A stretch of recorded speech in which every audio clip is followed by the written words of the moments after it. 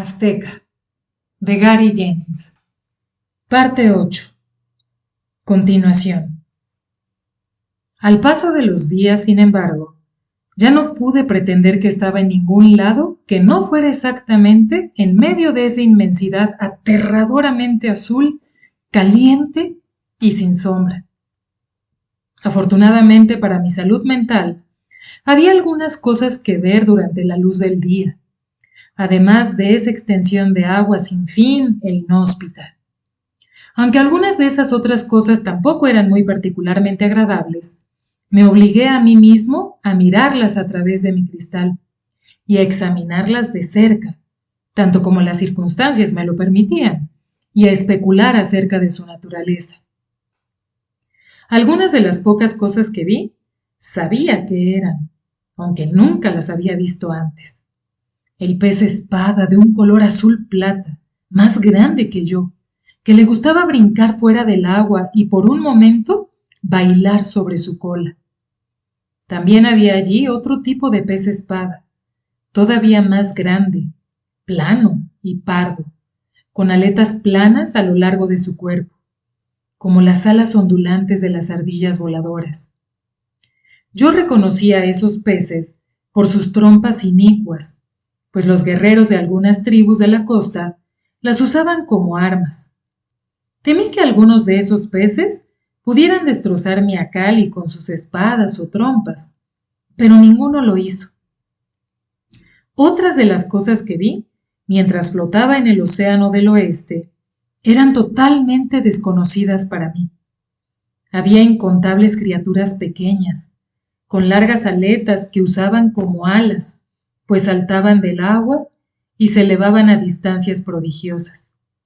Yo las hubiera tomado por cierta clase de insectos acuáticos, pero uno de ellos cayó en mi canoa, y yo lo agarré y me lo comí casi al instante, y sabía a pescado.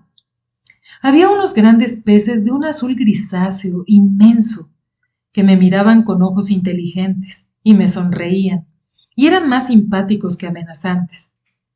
Un gran número de ellos acompañaron a mi Akali por largos periodos y me entretenían haciendo acrobacias en el agua que practicaban al unísono. Sin embargo, había un pez al que le tenía mucho miedo, el más grande de todos, unos grises muy grandotes que de vez en cuando emergían uno o dos o muchos de ellos, y por mediodía podían flotar perezosamente alrededor de mí, como si imploraran un poco de aire fresco y un poco de sol, que es una conducta muy rara en un pez. Y lo que todavía hacían que se parecieran menos a un pez era su tamaño y forma, pues eran las criaturas más grandes de todas las que yo había visto en mi vida. No los culpo, reverendos frailer, si no me creen, pues cada uno de esos monstruos era tan largo como de un extremo al otro de la plaza que está más allá de esta ventana, y cada uno de ellos era ancho y voluminoso proporcionado a su longitud.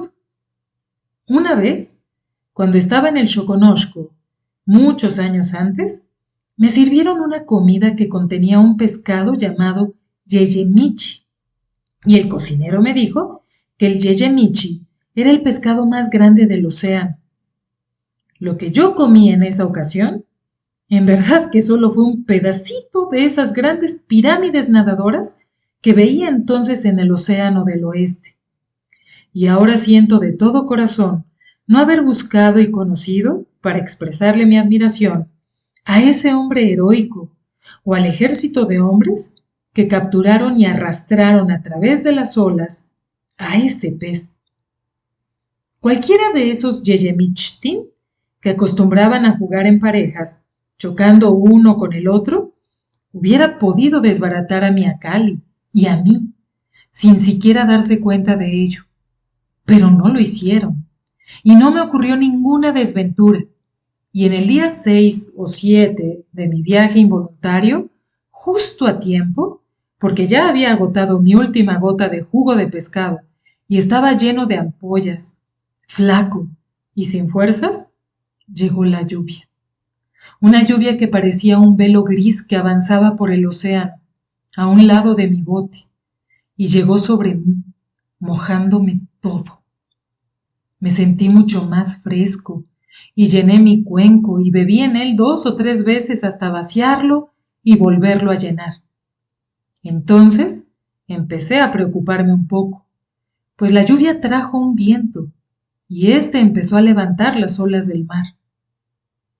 Mi canoa se balanceaba y se movía, como si fuera un pedacito de madera, y muy pronto me vi obligado a utilizar mi cuenco para echar toda el agua que había, tirándola por la borda. A pesar de esto, sentí una ligera esperanza, por el hecho de que la lluvia y el viento llegaron detrás de mí, del sudoeste, y acordándome de dónde había estado el sol en aquel momento, juzgué que por lo menos ya no era empujado mar adentro. No me importaba mucho en dónde fuera a desembocar, pensé con cansancio, pues aparentemente tenía que desembarcar al fin, ya que el viento y la lluvia continuaban sin ninguna pausa, y que el océano hacía que Miacali continuara bailando. No pude dormir, ni siquiera descansar, pues necesitaba seguir achicando el bote. Estaba tan débil que mi cuenco me pesaba tanto como si fuera una gran jarra de piedra. Cada vez que lo llenaba, lo levantaba y lo vaciaba por la borda. Aunque no pude dormir, poco a poco fui cayendo en una especie de sopor. Así es que ahora no les puedo decir cuántos días y cuántas noches pasé así. Pero evidentemente durante todo ese tiempo continué vaciando el bote, como si hubiera llegado a ser un hábito que no se puede romper. Lo que sí recuerdo es que ya hacia el final mis movimientos eran cada vez más lentos y el nivel del agua iba subiendo más rápidamente dentro del bote de lo que yo lo podía vaciar. Cuando al fin sentí que el fondo de mi canoa tocaba tierra, supe que al fin había zozobrado y solo pude medio maravillarme de no sentir que el agua me envolviera o a los peces jugando con mis cabellos.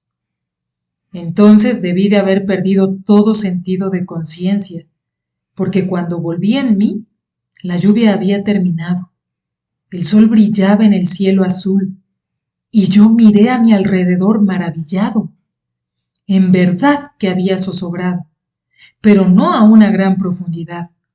El agua me llegaba solo a la cintura, pues la canoa había tocado fondo en una especie de playa de grava que se extendía a la vista en ambas direcciones, pero no había ningún signo de vida humana. Todavía débil, entumido y empapado, vadé hacia la playa. Allí había palmeras con cocos, pero estaba demasiado débil para trepar o para poder tirar uno, o para buscar otro tipo de comida. Traté de hacer un esfuerzo para sacar lo que había en mi bulto, para ponerlo a secar al sol, pero solo pude gatear hasta la sombra de una palmera y allí volví a quedar inconsciente. Desperté cuando todo estaba oscuro y me tomó algunos momentos darme cuenta de que ya no estaba bamboleándome en el mar. No tenía ni la menor idea de dónde estaba, pero parecía que no me encontraba solo, pues alrededor de mí oía un ruido misterioso y atemorizante. Era un clic, clic, que venía de todas partes y de ningún lado en particular. No era un clic muy fuerte, sino un conjunto de sonidos, como el crujiente crepitar del fuego de una floresta, que avanzaba hacia mí. Hubiera podido ser una multitud de gente tratando de pasar a hurtadillas sobre mí, pero no totalmente de puntillas, pues se oía como que hollaran cada piedrecita de la playa, o rompieran cada varita de las que hubieran. Empecé a levantarme, y mi movimiento hizo que todo ese clic, clic cesara instantáneamente. Pero cuando me volví a acostar, ese crujido siniestro se dejó oír de nuevo.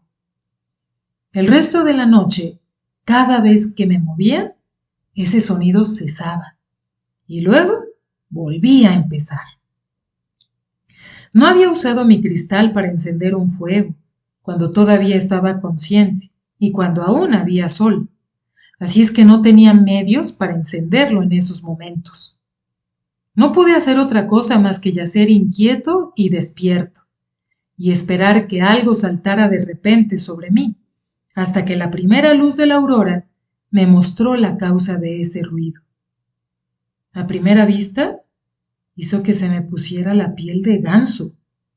Toda la playa, a excepción del pequeño pedazo en que yo yacía, estaba llena de cangrejos verde parduzcos, del tamaño de mi mano, que se movían desmañada y bruscamente, reptando sobre la arena y unos sobre los otros.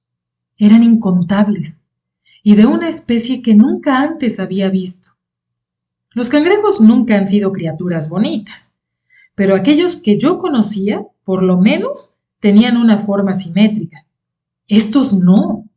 Sus tenazas no eran iguales. Una era larga, pesada y moteada en un color rojo azulado brillante. La otra era larga y plana, del color del cangrejo, y era tan delgada que parecía una varita. Cada cangrejo usaba su tenaza delgada a guisa de palo de tambor, y la otra tenaza como un tambor, aunque el sonido era muy aburrido y no tenía nada de musical. El amanecer pareció ser la señal para que cesaran sus ridículas ceremonias. La numerosa horda empezó a desaparecer, conforme iban escarbando sus escondrijos en la arena. Sin embargo, yo me las arreglé para agarrar a alguno de ellos, sintiendo que me debían algo por haberme hecho pasar una noche llena de ansiedad y de temor, sin poder dormir. Sus cuerpos eran pequeños y contenían muy poca carne bajo sus caparazones, pero sus largas tenazas, que asé en un fuego antes de abrirlas, fueron un delicioso desayuno. Sintiéndome completamente lleno por primera vez en mucho tiempo y un poco más vivo, me paré frente al fuego y eché un vistazo a mi situación. Estaba de vuelta en el único mundo, y ciertamente estaba todavía en su costa oeste, pero incalculablemente mucho más al norte de lo que nunca había estado antes.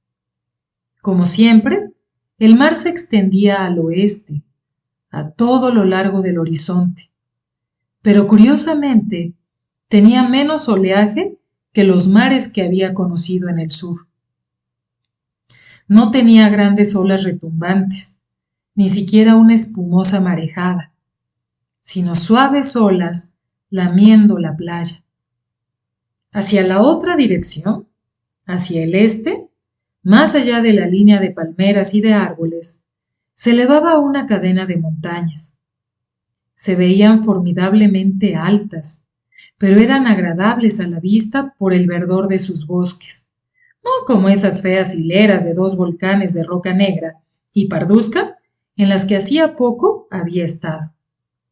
No tenía ninguna manera de averiguar cuánto al norte había sido llevado por la corriente oceánica y por la tormenta, pero sabía que si caminaba hacia el sur, a lo largo de la costa, alguna vez llegaría otra vez a la bahía, cerca del Ceboruco, y allí me encontraría en una nación que me era familiar. Continuando a través de la playa, no tendría tampoco que preocuparme por la comida y la bebida, pues podría vivir de esos cangrejos tocatambores y del agua del coco, si no podía conseguir otra cosa. Sin embargo, la realidad era que estaba completamente hastiado del océano y quería perderlo de vista. Esas montañas tierra adentro eran totalmente desconocidas para mí y probablemente estaban habitadas por tribus salvajes que jamás había visto antes. Aún así no eran más que montañas, y yo ya había viajado mucho y había vivido muy bien con lo que ellas me proporcionaron. Lo que más me atrajo en realidad fue el hecho de saber que la montaña ofrecía una gran variedad de paisajes, mientras que el mar o la playa no cambiaban nunca. Así es que nada más me quedé en la playa lo suficiente como para reponer mis fuerzas y descansar durante 2 o 3 días. Después volví a hacer mi bulto de viaje y me encaminé hacia el este, hacia la primera línea de esas montañas. Era a mediados de verano, lo que fue una fortuna para mí, pues aún en esa estación las noches eran heladas en aquellas alturas. Las pocas prendas que llevaba y la cobija ya estaban muy maltratadas por el hecho de haber estado mucho tiempo empapada de agua salada. Pero si yo me hubiera aventurado en esas montañas en el invierno, en verdad que habría sufrido mucho, pues los nativos me contaron que los inviernos son tan fríos que entumecen y que cae tanta nieve que se apila hasta alcanzar la estatura de un hombre.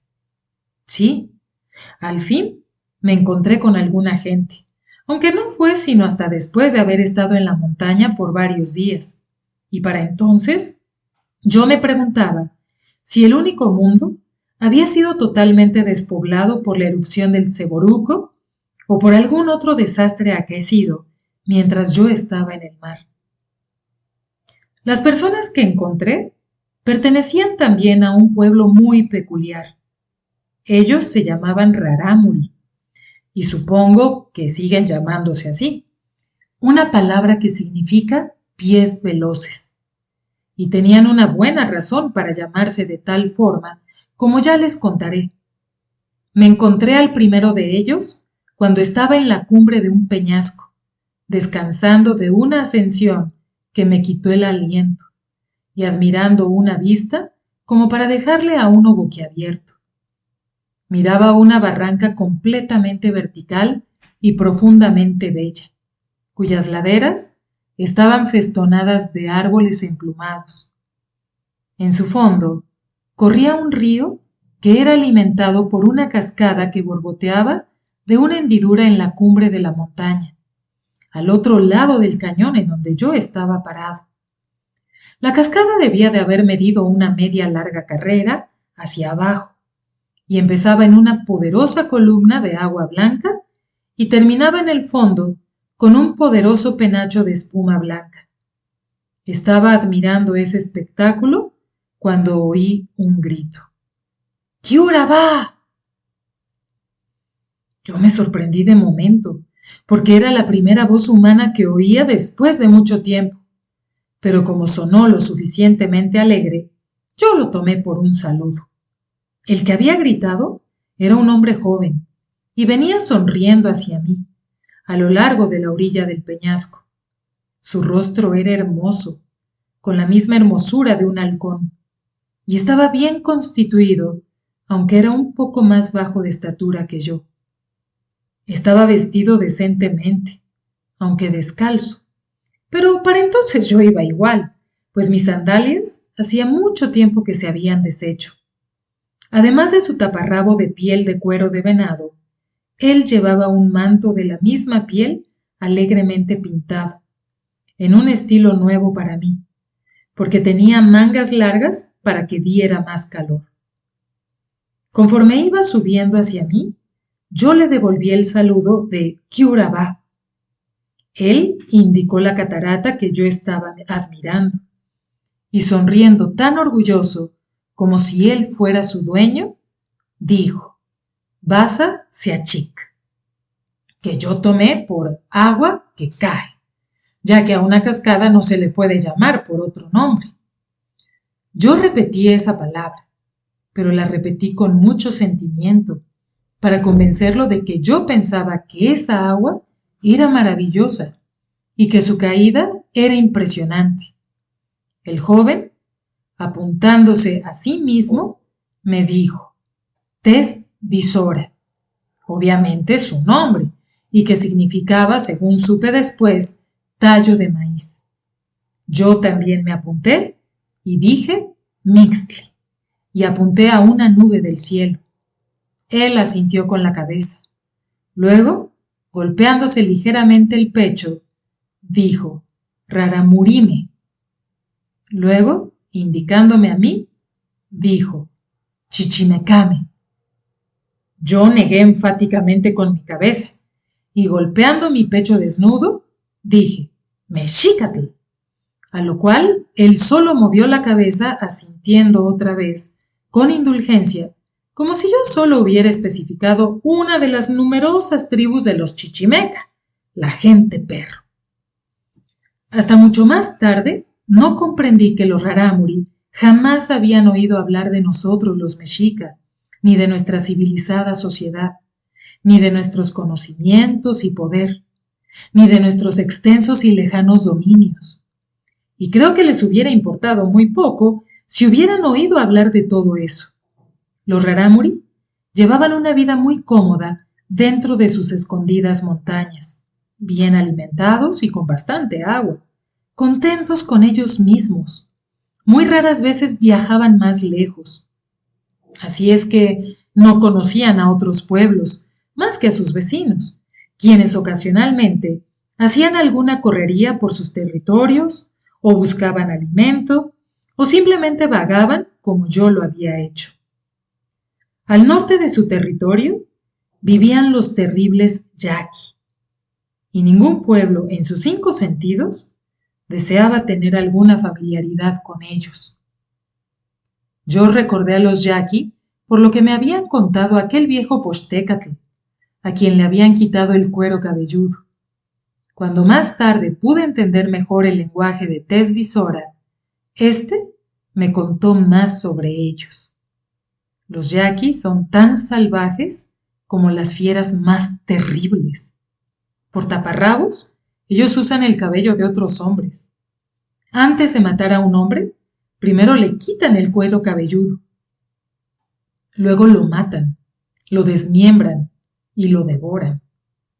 Mira, si ellos lo matan primero, entonces sus cabellos no tienen ningún valor y no vale la pena usarlos. Y el cabello de las mujeres no tiene ningún valor. Las mujeres que ellos capturan solo sirven para comer. Por supuesto, después de haberlas violado tantas veces que ya se parten por sí mismas. Y cuando ya no sirven para eso, entonces se las comen. Al sur de las montañas de los rarámuri viven otras tribus más pacíficas, relacionadas con ellos por similares lenguajes y costumbres. A lo largo de la costa del Mar del Oeste habitan tribus de pescadores que casi nunca se aventuran tierra adentro. Todas esas tribus, si no se les podía llamar lo que se dice civilizadas, por lo menos eran limpias de cuerpo y aseadas en sus vestidos. Los únicos vecinos de los rarámuri que eran desaliñados y sucios eran los chichimeca, las tribus que habitan los desiertos del este. Estaba tan quemado por el sol como cualquier chichimecatl, que residía en el desierto y casi tan desnudo. A los ojos de ese rarámuri, solamente podía haber pertenecido a esa despreciable raza, aunque quizás un raro espécimen por haberme tomado la molestia de escalar las alturas de la montaña. Creo que en nuestro primer encuentro, por lo menos Tez di Sora, se dio cuenta de que yo no apestaba. Gracias a la gran abundancia de agua en esas montañas, me había podido bañar diariamente, y como los rarámuri, lo continué haciendo. Pero a pesar de mi evidente gentileza, a pesar de mi insistencia acerca de que era un mexicatl, a pesar de mi reiterada glorificación hacia esa nación tan lejana, nunca persuadí ni siquiera a una sola persona entre los rarámuri de que no era un chichimecame, del desierto fugitivo. Bueno, no importa si ellos me creyeron o no, si ellos solo pensaron que yo estaba pretendiendo ser de otra nación. De todas maneras, los rarámuri me dieron la bienvenida hospitalariamente. Me quedé por un tiempo entre ellos, no por otra cosa, sino porque tenía curiosidad y me intrigaba su género de vida y disfrutaba compartiéndola con ellos. Me quedé lo suficiente como para aprender bastante de su lenguaje, como para sostener una conversación, por lo menos con la ayuda de muchos gestos, por mi parte y por la de ellos. Por supuesto que durante mi primer encuentro con Tez di Sora, toda nuestra comunicación fue a base de gestos. Después de habernos dicho nuestros nombres, usó sus manos sobre su cabeza para indicar un refugio. Supuse que con ello quería significar una aldea, y dijo, Wawey-Bo, y apuntó hacia el sur. Luego, él indicó a Tonatiuh en el cielo, llamándolo Tatebarí, o abuelo fuego, e hizo que comprendiera que llegaríamos a la aldea de Wawey-Bo en una jornada que duraría 3 soles. Yo hice gestos con mis manos y mi rostro de agradecimiento ante su invitación, y fuimos en esa dirección.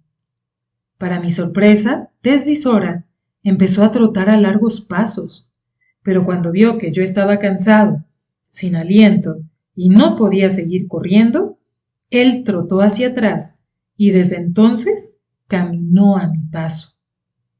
Por lo visto acostumbraba a cruzar montañas y cañones trotando de aquella manera, y aunque yo tenía piernas largas, nos tomó 5 días caminando a mi paso, en lugar de 3, llegar a Wawey-Bo. Durante el camino, antes de llegar, Tesdisora me dio a entender que él era uno de los cazadores de la aldea. Por medio de gestos, yo le pregunté que cómo era eso posible, si él no llevaba nada en las manos. ¿Dónde estaban sus armas? Él sonrió e hizo que dejara de andar. Me hizo señas para que nos agacháramos bajo unos arbustos. Solo esperamos, allí en la floresta. Un momento. Luego Tesdisora me dio un codazo y me señaló un lugar. Yo solo pude ver vagamente una sombra veteada que se movía entre unos árboles. Antes de que pudiera levantar mi cristal, Tesdisora saltó de repente de donde estaba y salió disparado como una flecha lanzada desde el arco. El bosque era tan espeso que ni aun con la ayuda de mi topacio pude seguir cada momento de la cacería, pero vi lo suficiente como para quedarme con la boca abierta sin poder creer lo que veía. Esa forma veteada era una joven gacela que había huido casi al mismo instante que Tesdisora había salido en pos de ella. No podía yo creer lo que mis ojos veían. Tesdisora corría. No, volaba al pie de la gacela. Luego, dando un brusco salto, la agarró por el cuello y con todo su peso la abatió. ¿Hay nada malo en mis ojos? Excepto que no puedo ver más allá de lo largo de mi brazo. ¿Y a eso es a lo que usted le llama nada? Lo que quiero decir es que usted no tiene ninguna enfermedad o perturbación en su visión que yo o cualquier otro doctor pudiera tratar.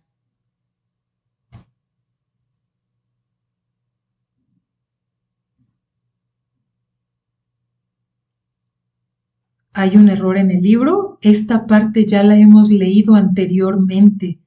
Pareciera que la impresión tiene problemitas. Permítanme un momento, retomo la lectura.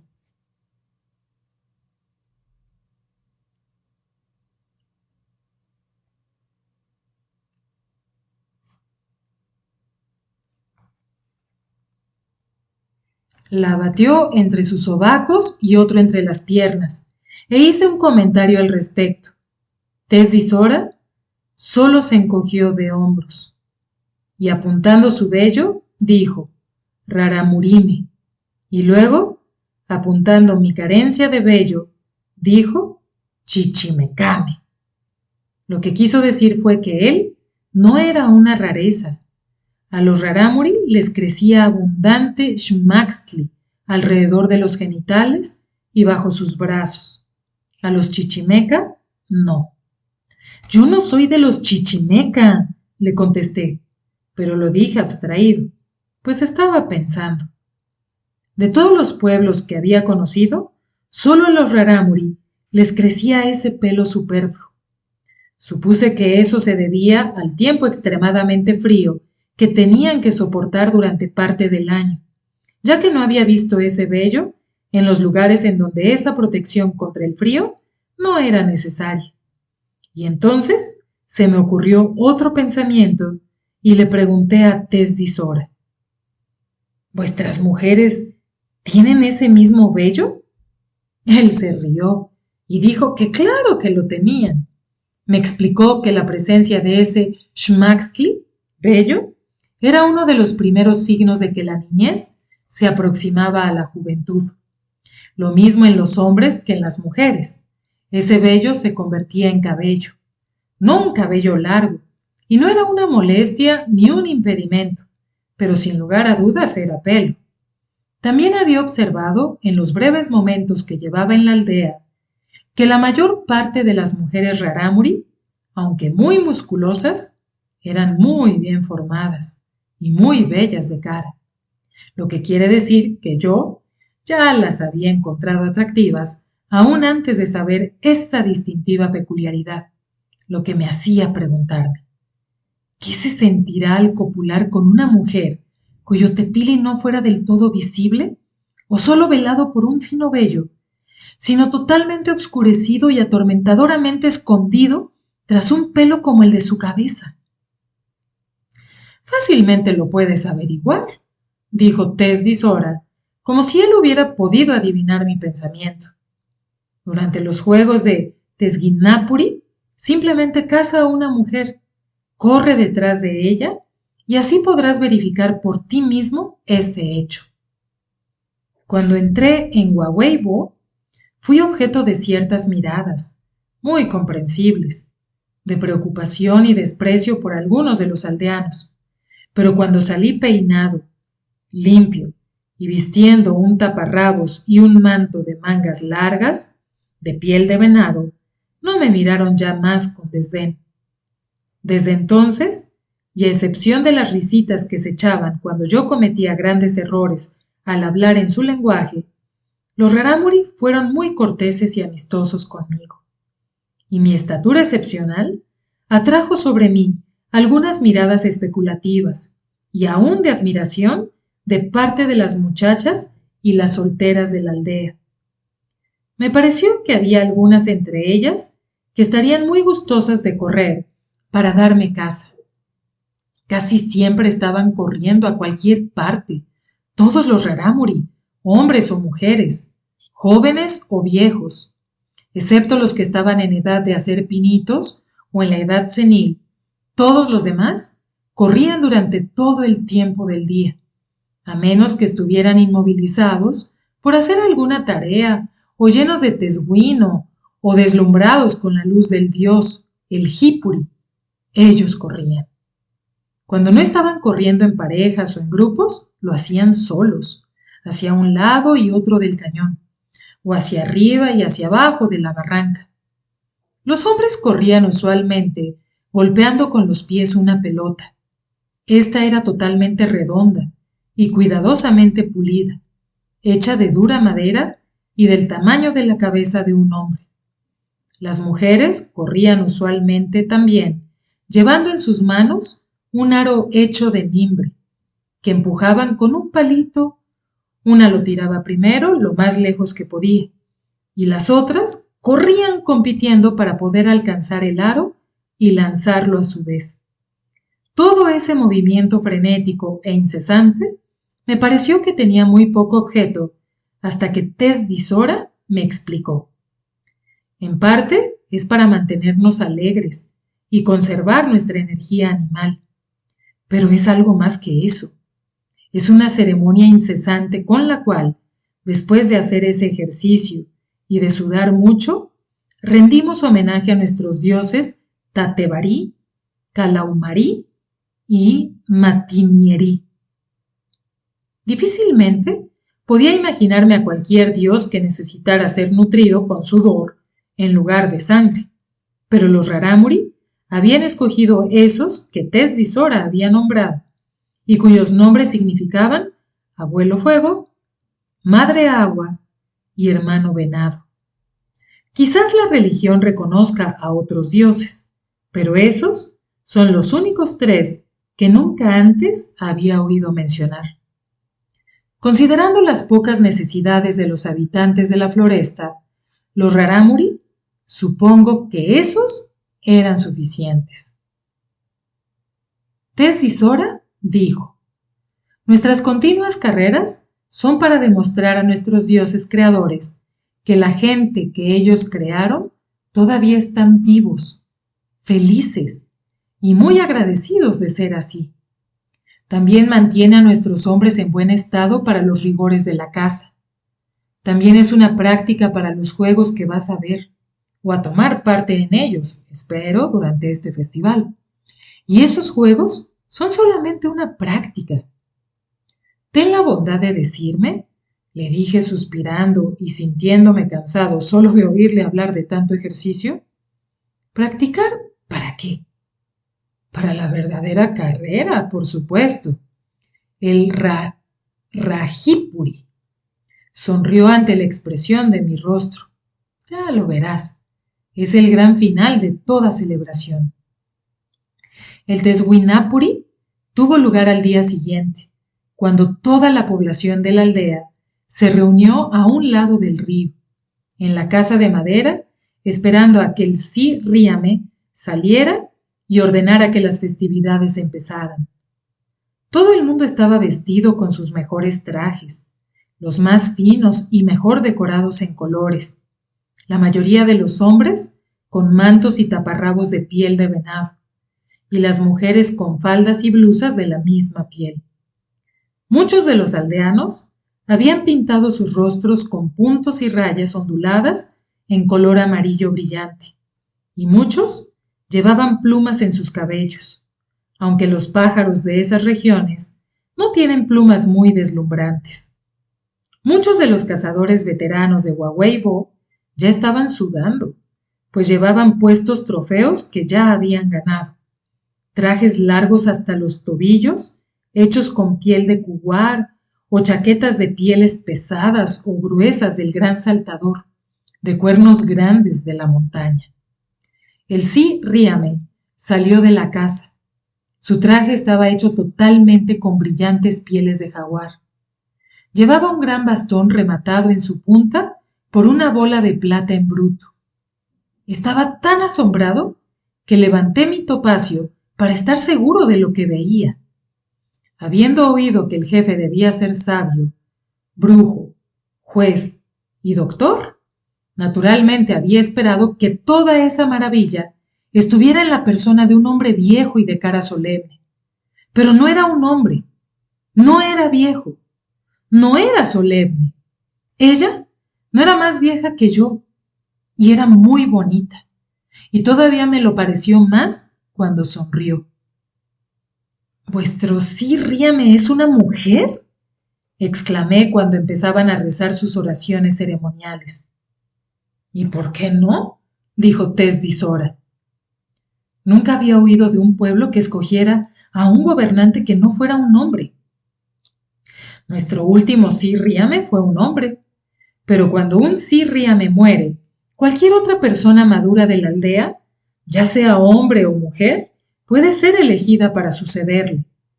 Todos nos reunimos, masticamos mucho jipuri y nos ponemos en trance. Vemos visiones y unos corren salvajemente, mientras otros tienen convulsiones. Pero esta mujer fue la única bendecida por la luz del Dios, o por lo menos fue la primera en despertar y decirnos que había visto y hablado con el abuelo fuego, con la madre agua y con el hermano venado. Indudablemente que la luz del Dios resplandeció sobre ella, y ese es el único y supremo requisito para llegar a ser el Sri Ríame. La bella mujer terminó su canto, sonrió otra vez y elevó sus bien formados brazos en una bendición general. Luego, dándose la vuelta, volvió a entrar en la casa, mientras la multitud le aplaudía con afecto respetuoso. ¿Ella se queda recluida?, pregunté a Tesdisora. Durante los festivales, sí, dijo, y luego riéndose entre dientes, continuó. Algunas veces, durante el Teswinapuri, nuestra gente tiene muy mala conducta. Se pelean entre ellos, cometen adulterios o algunas otras travesuras. La Sri Ríame es una mujer sabia. Lo que ella no ve o no oye, no lo castiga. Yo no sabía qué era lo que ellos llamaban travesuras, pero lo que yo tenía intención de hacer era cazar, coger y copular con el más deseable y disponible ejemplar femenino de los rarámuri. Pero como las cosas sucedieron, no hice eso exactamente, y lejos de castigarme, fui recompensado de alguna manera. Primero lo que ocurrió fue que, como todos los aldeanos, me convertí en un glotón, comiendo toda clase de carne de venado, atole de maíz, y bebí el pesado tesguino. Luego, demasiado pesado para ponerme de pie y demasiado borracho para poder caminar, traté de unirme a algunos de los hombres en su juego pateador de pelota, pero de todas maneras hubiera estado fuera de poder competir con ellos, aunque hubiera estado en la mejor condición física. Eso no me importó, así que me dejé caer al suelo para observar el juego de las mujeres que corrían tras el aro con su palito, y cierta muchachita núbil que estaba entre ellas atrajo mi ojo. Y digo un ojo porque si no cerraba uno, veía a dos muchachitas en lugar de una. Caminé bamboleante hacia ella, moviéndome desmañanadamente, y preguntándole con lengua estropajosa que si quería dejar al grupo para tomar parte en un juego diferente. Sonrió condescendiente, pero eludió mi mano que quería agarrarla. «Tienes que casarme primero», dijo, y volviéndose, echó a correr a lo largo del cañón. Aunque no esperaba sobresalir entre los corredores rarámuri, sí estaba seguro que podría correr tras cualquier mujer, pero detrás de aquella no lo pude hacer, aunque sospecho que ella detuvo adrede su paso para hacerme la carrera más fácil. Quizás hubiera podido hacerlo mejor, de no estar tan ahito de comida y de bebida, especialmente de bebida. Con un ojo cerrado es muy difícil de medir las distancias, y aunque la muchacha hubiera estado sin moverse enfrente de mí, probablemente hubiera fallado al tratar de agarrarla. Y con mis dos ojos abiertos, todo a mi paso se veía doble. Raíces, rocas y todas esas cosas. Y siempre que trataba de pasar entre esas dos cosas, invariablemente tropezaba con una de ellas. Después de 9 o 10 caídas, traté de saltar el siguiente doble obstáculo, una larguísima piedra, y caí a través de ella sobre mi barriga, tan pesadamente que todo el aire se me salió del cuerpo. La muchacha me había estado observando por encima de su hombro y pretendiendo huir siempre, pero cuando me caí, ella se detuvo y regresó a donde yo estaba, y parándose sobre mi cuerpo aporreado, dijo con cierta exasperación: «A menos de que me cojas, podremos jugar el otro juego». Tú sabes a lo que me refiero. Ni siquiera pude jadear, pues estaba doblado dolorosamente, tratando de aspirar aire, y me sentía incapaz de jugar cualquier tipo de juego. Ella me miraba ceñuda y enfurruñada, y probablemente compartía la baja opinión que tenían de mí, pero de pronto sus ojos se iluminaron y me dijo: «No pensé en preguntártelo. ¿Mascaste tu parte de jipuri?» Yo negué débilmente con la cabeza. «Eso lo explica todo. No es que seas inferior. Lo que pasa es que los otros hombres tienen la ventaja de haber reforzado su fuerza y vigor. Ven, debes mascar un poco de jipuri». Yo todavía estaba doblado como una pelota, pero ya había empezado a respirar otra vez, y no pude rehusarme a obedecer su imperiosa orden. Así es que dejé que me tomara de la mano y me llevara otra vez al centro de la aldea. Ya sabía qué era el jipuri y qué efectos producía, pues se importaba también de Tenochtitlán, se importaba también a Tenochtitlán, en pequeñas cantidades, en donde se llamaba peyotl, y era reservado exclusivamente para los sacerdotes adivinos. El jipuri o peyotl es un pequeño cacto que en forma muy engañosa parece muy insignificante. Es redondo y parece una pelotita. Crece muy pegado al suelo y rara vez alcanza el tamaño de la palma de la mano, y está dividido en gajos o bulbos. Parece una calabaza muy fina de un color verde grisáceo. Para poder aprovechar su efecto más potente, se debe mascar cuando está recién cortado. Sin embargo, se puede secar al sol y guardarse indefinidamente, colgándose y amarrándose de unas cuerdas. Y en la aldea de Waweibo había muchos de esos cordones colgando de las varas de sus enramados lugares de almacenaje. Iba a coger uno cuando mi acompañante me dijo: «Espera, ¿alguna vez has mascado jipuri?» Otra vez negué con mi cabeza.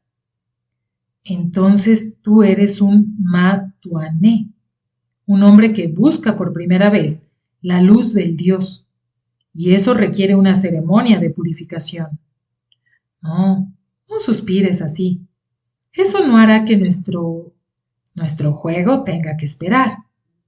Ella miró en derredor y vio que los aldeanos todavía estaban comiendo o bebiendo, o danzando, o corriendo.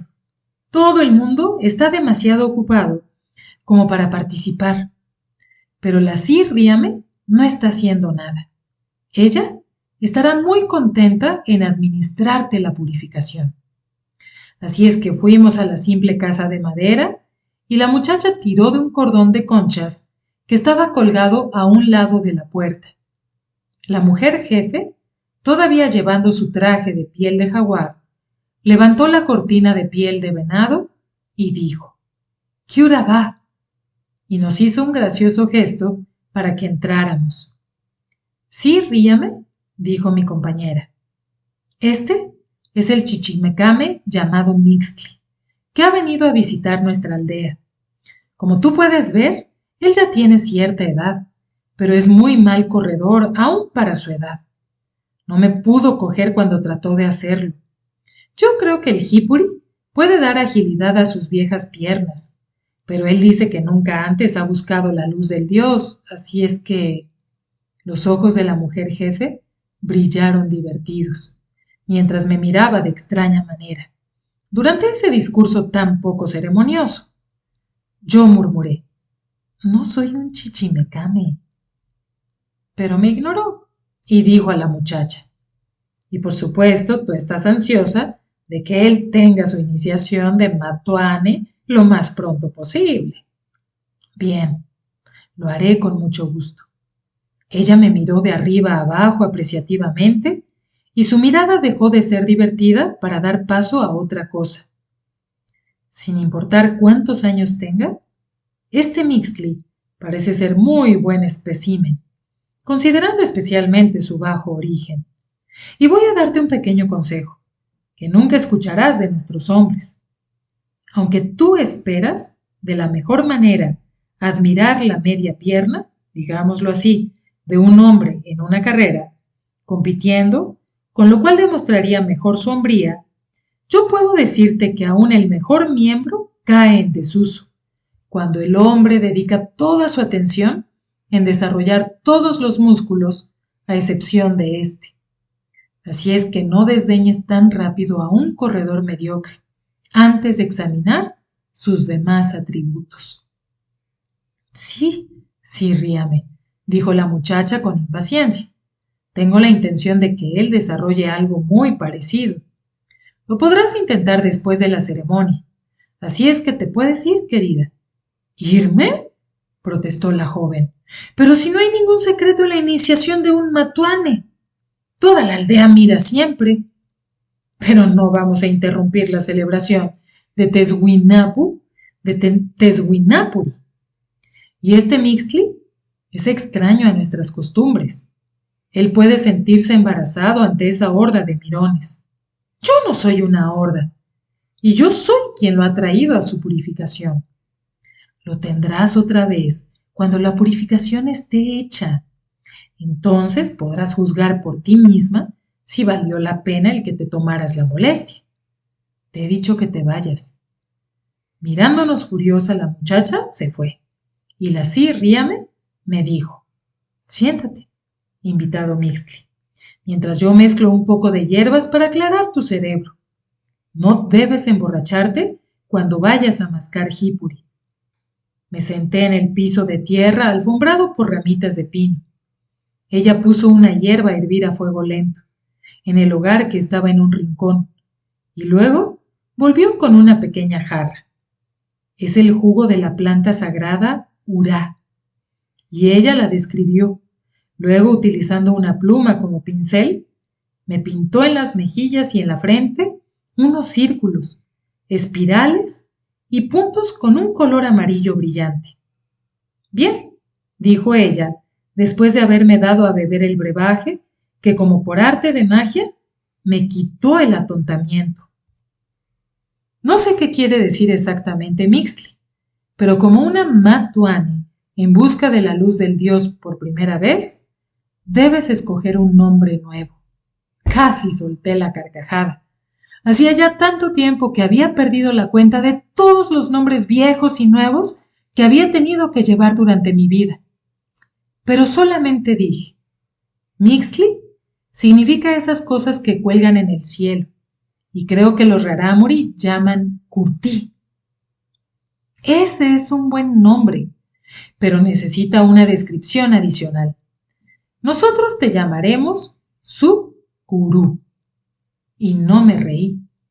Su-Curú significaba nube oscura. Y no me explicó cómo pudo saber que ese era mi verdadero nombre. Sin embargo, luego recordé que la Ríame tenía reputación, entre otras cosas, como adivina, y supuse que su luz del Dios podría enseñarle verdades ocultas a las demás gentes. Y ahora, Su-Curú, dijo ella, debes confesar todos los pecados que has cometido durante tu vida. Mi señora Ríame, dije sin ningún sarcasmo. Probablemente no me alcanzaría toda la vida que tengo para contarlos. ¿De veras? ¿Tantos son? Me miró pensativamente y luego dijo: bien, como la verdad de la luz del Dios solo reside en nosotros los rarámuri, y a nosotros nos corresponde el compartirlo, entonces solo confiesa los pecados que has hecho mientras has estado con nosotros. Dime esos. No he cometido ninguno, o por lo menos ninguno que yo sepa. Oh, no necesitas haber hecho alguno. Desear haberlo hecho es lo mismo. Sentir ira u odio, o desear vengarse, o haberte entretenido con pensamientos o emociones que no son buenos. Por ejemplo, tú querías dejar caer toda tu lujuria sobre esa muchacha, pues claramente querías casarla con ese propósito. No, no con lujuria, mi señora, sino con curiosidad. Ella me miró perpleja. Así es que le expliqué todo acerca del Yamastli, el pelo que nunca antes había visto en otros cuerpos y las urgencias que eso despertó en mí. Ella soltó la carcajada. Vaya con este bárbaro, intrigado por una cosa que una persona civilizada halla tan natural. Podría apostar que solo hace unos cuantos años que vosotros los salvajes habéis dejado de mistificaros con fuego. Después de que se rió y se mofó de mí todo lo que pudo, hasta que las lágrimas corrieron por sus mejillas, me dijo con más simpatía: bien, Su-Curú, entérate de que nosotros los rarámuri somos física y moralmente muy superiores a los pueblos primitivos, y por eso nuestros cuerpos reflejan nuestras más finas sensibilidades, así como nuestra gran modestia. Así es como ha crecido naturalmente en nuestros cuerpos ese pelo que tú encuentras tan poco común. Así, nuestros cuerpos se aseguran de que aunque estemos desnudos, nuestras partes privadas estarán cubiertas discretamente.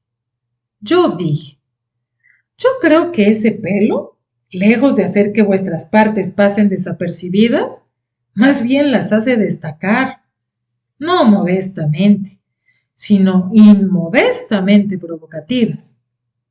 Sentado como estaba, cruzado de piernas, no podía esconder lo que se evidenciaba bajo mi taparrabo, y la ríame difícilmente podría pretender que no lo veía. Ella movió la cabeza maravillada y murmuró no para mí, sino para ella misma. Simple cabello entre las piernas, tan común y tan poco evidente como las hierbecitas que crecen entre las hendiduras de las rocas. Y eso excita a un forastero. Y solo con tener esta conversación hace que esté consciente de mí. Luego, digo con ansiedad, nosotros aceptaremos tu curiosidad como un pecado confesado.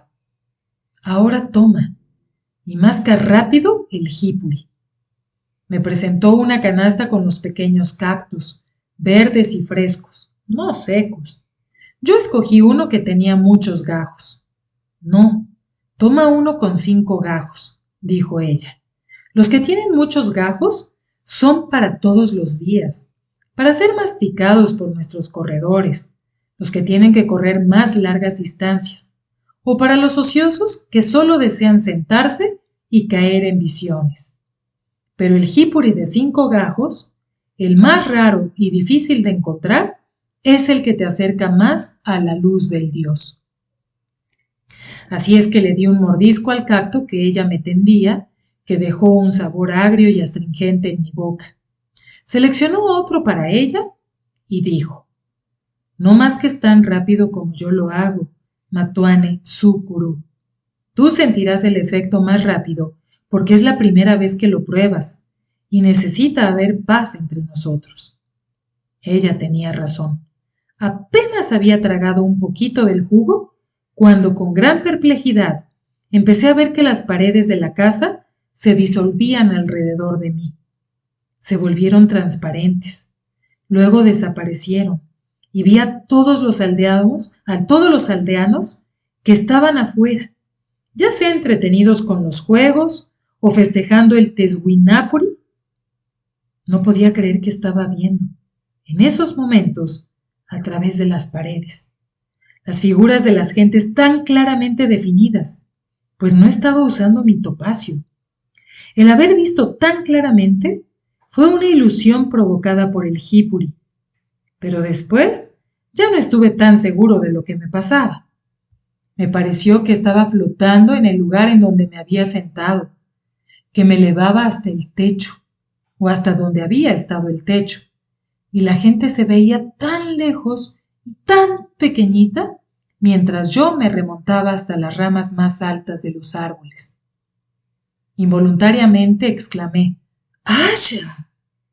La ríame, desde alguna parte detrás o a un lado de mí, gritó, ¡no tan rápido! ¡Espérame! Dije que gritó, pero en realidad yo no lo oí. Quiero decir que sus palabras no llegaron a mis oídos, sino de alguna manera a mi propia boca, y yo las saboreé, suaves, deliciosas como chocolate, y de alguna manera me di cuenta de ese sabor. En verdad que parecía como si todos mis sentidos hubieran cambiado sus funciones usuales. Podía oír el aroma de los árboles y el humo de los fuegos de la aldea, que se levantaba entre las copas de los árboles, llegando hasta donde yo estaba. En lugar de despedir un aroma a hojas, el follaje de los árboles hacía un ruidito metálico. El humo hacía un sonido apagado, como el de un tambor tocado muy suavemente. No veía los colores alrededor de mí, los olía. El verde de los árboles no parecía un color, sino una fragancia fría y húmeda que llegaba a mi nariz. Las flores de pétalos rojos que había en las ramas no eran rojas, sino que daban un olor a especias. El cielo no era azul, sino que olía a fresco y limpio como los senos de una mujer. Entonces percibí que mi cabeza estaba realmente entre los senos de una mujer, entre unos senos muy amplios. Mis sentidos de tacto y gusto no habían sido afectados por la droga.